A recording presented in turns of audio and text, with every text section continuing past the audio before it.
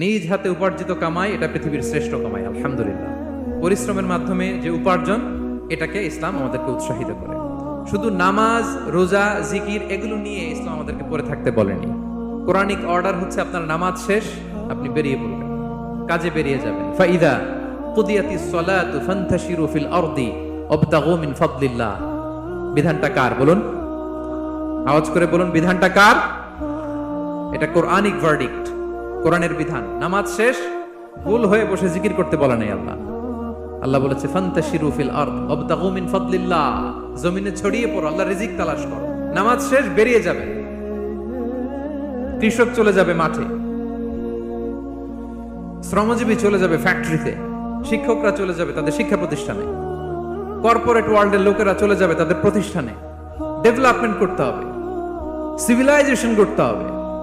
নামাজের পরে গোল হয়ে বসে থাকা চলবে না। কি ব্যালেন্স দেখেছেন ইসলাম?